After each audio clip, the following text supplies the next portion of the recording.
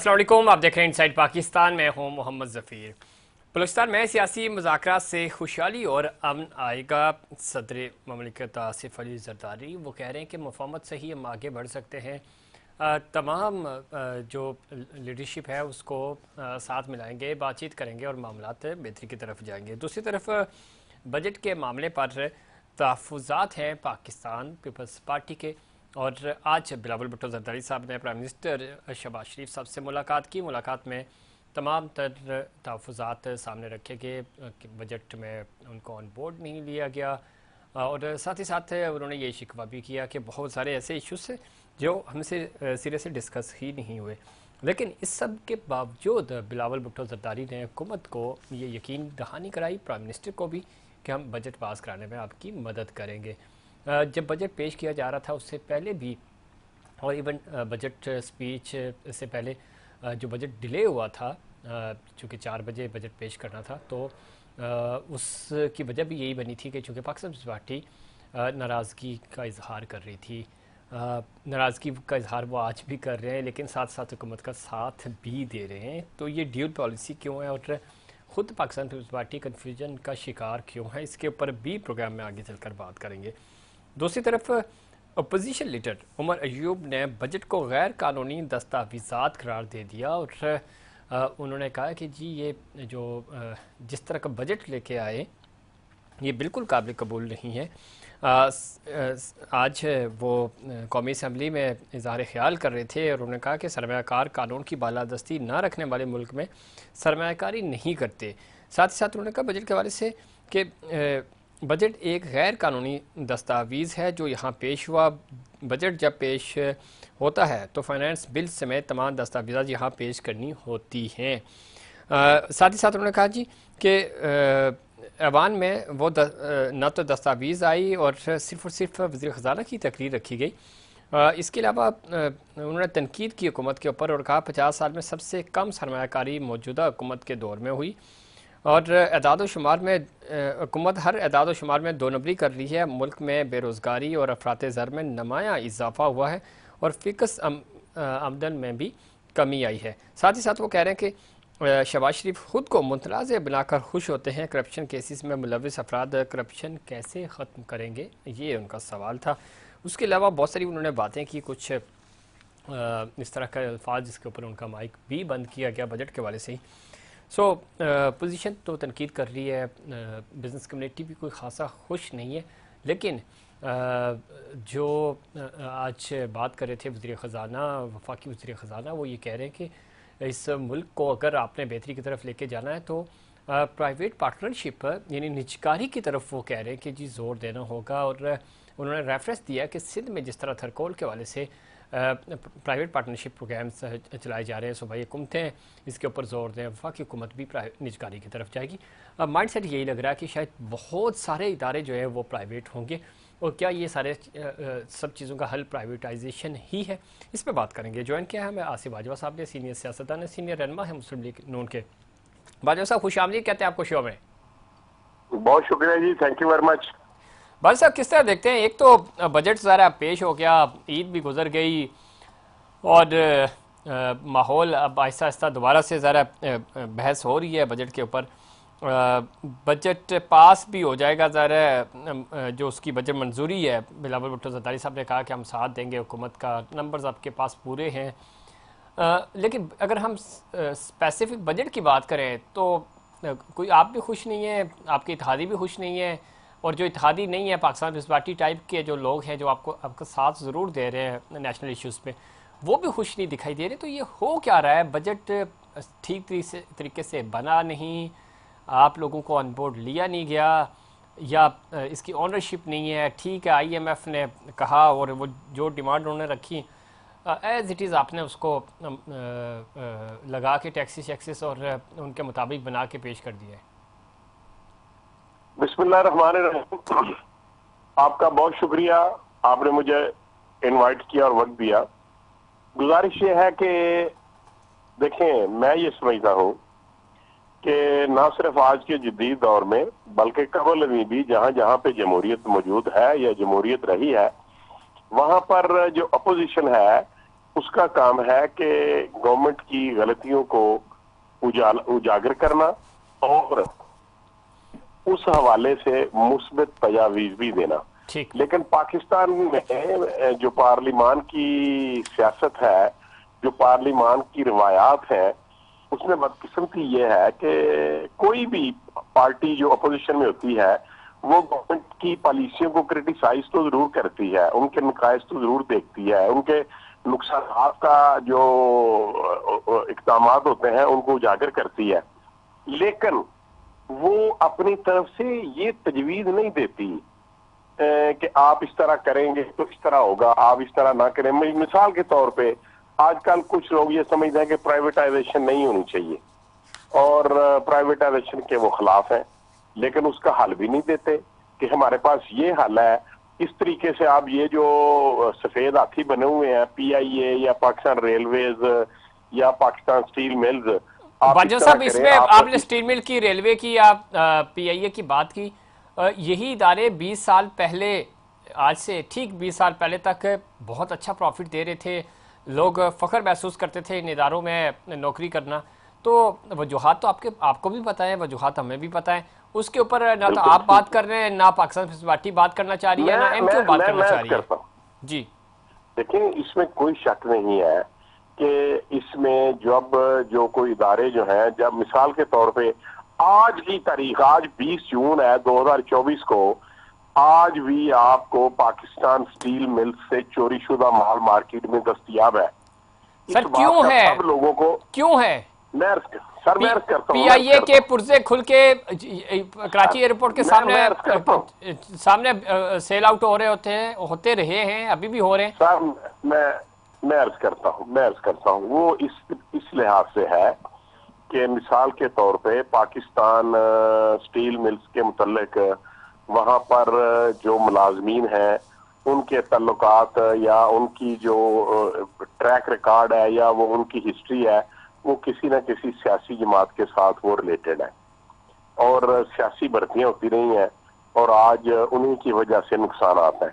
अच्छा, इसी तरीके से पाकिस्तान तो इसमें बाजा साहब स्टील मिल बंद हो जाती है, इत्तेफाक फाउंड्री जो है वो मुनाफा बख्श इदारा बन जाता है, PIA तबाह हो जाता है, शाहीन एयरलाइन हो, एयर ब्लू हो, एयर सियाल हो, तरक्की करना शुरू हो जाती है। तो ये इंटरेस्ट है ना? नहीं जफीर साहब नहीं, मैं मैं ये आप बड़े अदब से आपसे गुजारिश करूंगा कि आपको ये करेक्ट इंफॉर्मेशन नहीं है कि स्टील मिल जो है वो बंद करवा के तो इत्तेफाक फाउंड्री चल रही है। मैं अर्ज करूंगा कि इत्तेफाक स्टील मिल भी बंद हो चुकी है, इत्तेफाक फाउंड्रीज भी बंद हो चुकी है और मियां नवाज शरीफ साहब या मियां शहबाज शरीफ साहब कतई तौर पर स्टील मिल्स का कोई काम या कोई कारोबार नहीं कर रहे। सर मैंने तो उनका नाम भी नहीं लिया, मैं कह रहा हूँ कि आपको कंपैरिजन दिया कि एक तरफ एयरलाइंस हैं, बाकी एयरलाइंस प्राइवेट एयरलाइंस काम कर रही हैं, बहुत अच्छा काम कर रही हैं, वहीं पे सरकारी एयरलाइन जो है वो मैं देखें ये बात, यही तो बात है जो आपने मेरे सवाल का आपने खुद ही जवाब दे दिया। इसी तरह जितने भी हमारी स्टील मिल्स हैं वो सारी काम कर रही हैं, लेकिन स्टील मिल जो ऑफिशियल हुकूमत का इदारा है वो तबाह हो रहा है। इसी तरह प्राइवेट सेक्टर में ट्रांसपोर्ट तरक्की कर रही है और लेकिन प्राइवेट ट्रेन भी सही चल रही हैं, सरकारी ट्रेन नहीं चल रही। तो ये इश्यूज है ना, ये कहाँ कन्फ्लिक्ट आ रहा है, ये जानने की ये देखिए बिल्कुल यहाँ पे पहली गवर्नमेंट थी या दूसरी गवर्नमेंट थी, मियां नवाज शरीफ साहब पहली गवर्नमेंट थी, तो उस वक्त जनरल रिटायर्ड अब्दुल क़यूम साहब को उन्होंने उसका चेयरमैन बनाया पाकिस्तान स्टील मिल का। बिल्कुल ऐसे ही है। आप रिकॉर्ड देख लें कि उस वक्त पाकिस्तान स्टील मिल जो थी वो फायदे में जा रही थी, मुनाफे में जा रही थी। लेकिन मैं देखें बात यह है, यहाँ पर PTA की गवर्नमेंट भी रही और पाकिस्तान पीपल्स पार्टी की गवर्नमेंट भी 2 दफा रही, मौजूदा दौर की बात कर रहा हूँ, और PMLN की भी रही और आर्मी की या मार्शल लॉ भी परवेज मुशर्रफ साहब की गवर्नमेंट भी रही। तो मेरे अर्ज करने का मकसद ये है कि सब लोगों ने देखा कि इतनी वो मजबूरियां थी कि वो लोगों को फारिग नहीं कर सके और स्टील मिल्स को अपने पांव के ऊपर खड़ा नहीं कर सके।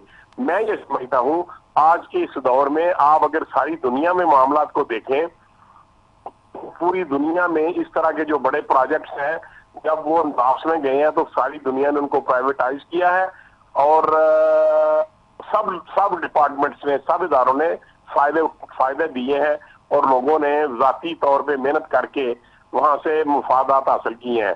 पर मैं ये समझता हूँ कि इतने अरबों रुपए का लॉस है पाकिस्तान की गवर्नमेंट को और जो पाकिस्तान के टैक्स पेयर है उनका पैसा इनकी लोगों की जेबों में जा रहा है, जो काम भी नहीं करते लेकिन एम्प्लॉइज भी हैं और बेशुमार नुकसान है। देखें, अगर स्टील मिल चलेगी तो बहुत ज्यादा रेवेन्यू इकट्ठा हो सकता है, सेल्स टैक्स की मद में, इनकम टैक्स की मद में, ट्रांसपोर्टेशन की मद में बहुत ज्यादा लोगों को रोज, लेकिन ये ऐसा इसमें बाजवा साहब देखें, ये बड़ा छोटी सी बात है। ऐसा नहीं है कि हम तनकीद ही करते हैं। अभी सीएम पंजाब है मरियम नवाज, उन्होंने फैसला किया है कि पंजाब की सतह तक जो जितने भी सरकारी इदारे हैं उनका जो स्ट्रक्चर है उनको रीस्ट्रक्चर करने की ज़रूरत है, क्योंकि बहुत ज़्यादा सियासी भर्तियाँ, चीज़ें, सेटलमेंट्स, आप भी जानते हैं कि हर हुकूमत आती है, कोशिश करती है कि वो अपने बंदे फिट कराए। डिपार्टमेंट में अगर 5 लोगों की जगह है तो 18-18 लोग जो हैं वो डायरेक्टर बन के काम कर रहे होते हैं और ज़ाहिर है उसमें से काम तो 2-3 ने करना होता है, बाकी 15 की सैलरीज जो हैं वो घर बैठे जा रही होती हैं। अच्छा फ़ैसला है, उसको अप्रिशिएट भी किया जा रहा है। यही वो काम है जो आपने इन इदारों में भी करना है कि स्टील मिल में ऐसे कौन लोग बैठे हुए हैं जो साला साल तनख्वाह तो लेते हैं, काम पे नहीं आते। कौन कौन सी पार्टीज़ के वो लोग हैं जो जो सियासी बुनियादों पे भर्ती हुए हैं और उनकी सैलरीज जा रही हैं। तो ये कट लगाना है, यही आपने थोड़ी सी ब्यूरोक्रेसी को भी लेकर, इदारों को लेकर आपने स्क्रूटनी करनी है और इदारे आपको ये मुनाफा बख्श हो जाएंगे, ये सारे कमा के देंगे। चूँकि जब जिम्मेदारी ओनरशिप कोई नहीं ले रहा होता तो यही इदारे आपको नुकसान दे रहे होते हैं। इशू प्राइवेट करना नहीं है। प्राइवेट होके यही पाकिस्तानी लोग हैं ना, यही लोग हैं जो नौकरियां करेंगे, यही लोग हैं जो इन इदारों को चलाएंगे। तो वो कैसे चला लेते हैं? क्योंकि ओनरशिप ले रहे होते हैं। यहाँ ये होता है कि सरकार कहती है 2, 2.5, 3 साल, 5 साल हमने गुजारने हैं, ठीक है, हमने वोट लिए हुए हैं, बाजवा साहब के इलाके के 20 लोग हमने एडजस्ट करने हैं, 20 मेरे इलाके के एडजस्ट करने हैं। तो जब एडजस्ट होंगे तो ज़ाहिर इदारा तो तबाह होगा। ये बिल्कुल आपने जो एनालिसिस पेश किया है, मैं आपकी बात से इत्तफाक करता हूं और यही वजह है कि पाकिस्तान मुस्लिम लीग नून ने बहुत इस बात का कई दफा स्टेटमेंट्स भी दी हैं कि हम बड़े सख्त फैसले करने जा रहे हैं, हम सख्त फैसले करेंगे ताकि पाकिस्तान की मैशत को सहारा दिया जा सके। लेकिन मैं फिर बड़े अदब से गुजारिश करूंगा कि ये एक कोलिशन गवर्नमेंट है और इसमें इतनी ज्यादा जो तादाद में हमें वोट चाहिए, मेजॉरिटी नहीं है, इसलिए हम दीगर पार्टीज को जो लोग बिलखसूस ऐसी पार्टियां जिनका ताल्लुक कराची से या सिंध से है, हमारी ये बिल्कुल मजबूरियां हैं कि वो छोटी छोटी बात पे नाराज होने जाते हैं और हमें फिर मनाना पड़ता है गवर्नमेंट को कि ये बड़ी सख्त मजबूरियां हैं। और मैं ये समझता हूँ कि ये पाकिस्तान की मैशत के लिए नुकसान भी चीज है। ये आपकी बात से मैं इत्तेफाक करता हूँ कि अगर कोई इदारा प्राइवेटाइज करके चलाया जा सकता है तो गवर्नमेंट क्यों नहीं चलाई जा सकती? गवर्नमेंट क्यों नहीं चलाती? गवर्नमेंट को चाहिए कि वो चलाए, लेकिन फिर आ जाएंगे वो कुछ लोग कहेंगे जी नहीं, हमारा सील मिल गया तो हमारी सिंध में गवर्नमेंट है, हमें आप जीएम हम देंगे, हम देंगे। कोई कुछ कहेंगे, कुछ दूसरी पार्टी कहेगी नहीं जी ये कराची सिटी में हमारा मैंडेट है, आप हमें दे दे इसकी ओनरशिप। आप तो इस तरीके से एक दूसरे की मुखालफत शुरू होती है। जो मैंने पहले सेगमेंट में ये अर्ज किया कि पाकिस्तान की सियासी तारीख का रिकॉर्ड गवाह है कि जब अपोजिशन होती है वो क्रिटिसाइज करती है, और जदीद दुनिया में या जदीद जमहूरियतों में तो उन्होंने अपोजिशन ने एक अपनी गवर्नमेंट के वजीर खजाना और इस तरह का सारा कुछ बनाया होता है। मेरे ज़हन से एक लफ्ज उखड़ गया है, वो होता है, वो गवर्नमेंट होती है। लेकिन मैं बड़े अदब से ये कहूंगा कि पाकिस्तान, जिस तरीके से आपने कहा कि मरियम नवाज ने ये कहा कि पंजाब में इदारों को रिविजिट करने की जरूरत है, उनकी रिकंस्ट्रक्शन करने की जरूरत है, मैं ये समझता हूं कि पाकिस्तान के हर इदारे में हमें उसके बाईलास को वहां पे रिविजिट करने की जरूरत है, रिकंस्ट्रक्ट करने की जरूरत है।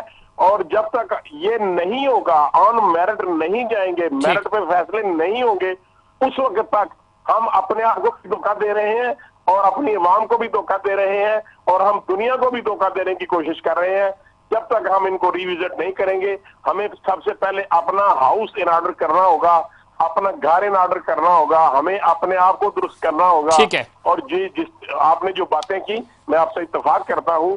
तो अगर मरियम नवाज ने ये फैसला किया है तो मैं ये समझता हूं कि ये बहुत बेहतर फैसला होगा ठीक। इंशाल्लाह, अच्छा, और बजट वो के कल ऊपर गुजरेंगी। होना चाहिए, इसको अप्रिशिएट करते हैं हम भी कि ये बहुत हाँ। ज़रूरी है। सिर्फ पंजाब नहीं, सिंध, बलूचिस्तान, केपी, हर जगह होना चाहिए, कश्मीर और जीबी में भी इवन। दूसरी तरफ बाजवा साहब किस तरह देखते हैं, बिलावल भुट्टो जरदारी साहब की मुलाकात भी हुई है आज प्राइम मिनिस्टर से, गिले शिकवे पाकिस्तान पार्टी के अपनी जगह मौजूद हैं, सपोर्ट तो किसी हद तक वो करने के लिए तैयार हैं आपको, लेकिन साथ साथ शिकवे शिकायत भी कर रहे हैं। क्या माहौल देख रहे हैं, और आपको लगता है कि पाकिस्तान पीपल्स पार्टी आपको आगे सपोर्ट भी करेगी इसी तरह, या तंग करती रहेगी? देखिए देखिए, मैं बड़ा ना कैटेगोरिकली आपसे बात करना चाहूंगा कि ये बहुत मुश्किल काम नहीं है कोई, ठीक। कि पाकिस्तान पीपल्स पार्टी पीएमएलएन के साथ बेहतर तरीके से वर्किंग रिलेशनशिप कायम करें। ये बहुत मुश्किल काम नहीं है, ये थोड़ा सा मुश्किल है, इसलिए कि अगर आप लोग ये समझें, या आप जैसे लोग जो टीवी पे बैठे हुए हैं, आपकी जो मुझसे बहुत ज्यादा आपकी इंफॉर्मेशन होती है, मैं ये समझता हूं कि ऐसा आसान काम नहीं है कि आप ने मियां शहबाज शरीफ साहब को वोट दिया हो और आप आज ये कहें कि हम इनकी गवर्नमेंट को गिरा देंगे। ऐसा आज मेरा नहीं ख्याल कि ऐसा मुमकिन है, ठीक। इसलिए कि सिंध में उनकी गवर्नमेंट है, पंजाब में पीएमएलएन की गवर्नमेंट है, केपी में पीटीआई की गवर्नमेंट है, और बलूचिस्तान में भी पाकिस्तान पीपल्स पार्टी की गवर्नमेंट है। ये इतना आसान काम नहीं है। हाँ, मसाइल तो जरूर है, लेकिन यही सियासत है और यही कारोबार सियासत है जिसको आपने तरीके से टैकल करना ठीक। है। और मियां शहबाज शरीफ साहब में इतनी जुर्रत और इतनी हिम्मत और इतना विजन उनका है कि वो इंशाल्लाह सब लोगों को, साथियों को साथ लेकर के चलेंगे और इंशाल्लाह इस गवर्नमेंट का टेन्योर पूरा करेंगे। बहुत शुक्रिया बाजवा साहब प्रोग्राम में वक्त देने के लिए। और हुकूमत की कोशिश है कि तमाम इत्तेहादियों को साथ लेकर चलें और महंगाई के हवाले से भी कंट्रोल किया जा सके, चीज़ें बेहतरी की तरफ जा सकें, लेकिन कैसे जाएंगी ये ख़ुद पाकिस्तान मुस्लिम लीग नून के पास और हुकूमत के पास जवाब नहीं है। वक्त ब्रेक का, ब्रेक से वापस आएंगे, पाकिस्तान पार्टी का पॉइंट ऑफ व्यू भी शामिल करेंगे, पाकिस्तान पार्टी क्या सोच रही है और आने वाले दिनों में आवाम के लिए कोई रिलीफ होगा या नहीं, इस पर बात करेंगे, लेकिन उससे पहले कमर्शियल ब्रेक।